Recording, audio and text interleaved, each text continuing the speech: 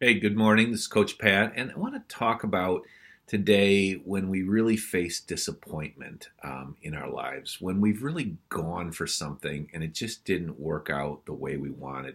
Could have been a job interview, it could be a business we started, could be a relationship, could be some kind of health program we went for, or even a game we were involved in, or some kind of tryout where it just didn't work, right? So there's four possible responses we can have to major disappointment.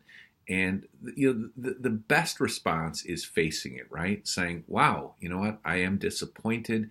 This really hurts. So we ask our three questions, right? What happened? What can I learn from it? What's the way forward, right?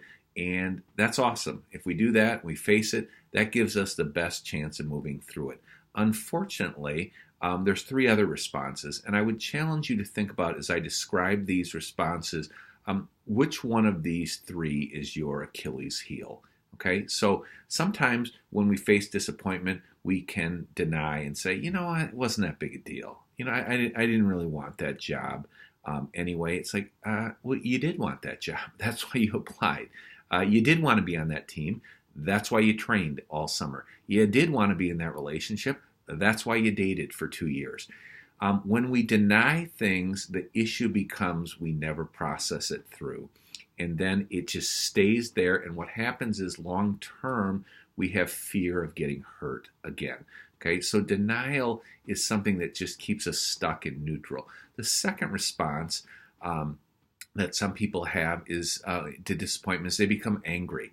They blame other people. Man, if the teacher had done this, if the company had done this, if my spouse had done this, if my kids had done this, and you can easily get stuck in a victim mentality. Man, you know what? If the world wasn't against me, this all would have worked out. The issue there is we're not taking responsibility for our actions, and we can stay angry. And when anger hardens, it becomes bitterness, right? And we've all met people like that who are stuck because something happened 10, 15, 20 years ago in their life.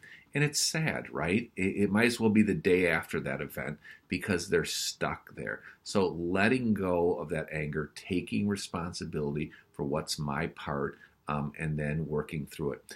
The third Achilles heel is to avoid, and this is Coach Pat special, is avoid. We're kind of like, you know what? I don't want to deal with it. In fact, you know what? I'm just going to go take a nap.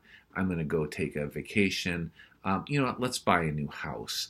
And we don't actually deal with the disappointment. We do something to distract us. And the problem with avoidance is usually you wake up from that nap and you feel a little bit better, but it's just 2 hours later. The issue is still there, right? So when we get in the habit of avoiding, long term, issues never get resolved, right? There's just open loops, and there's just a dull pain that stays with things. So when we face disappointment, the best thing to do is to actually face it, right?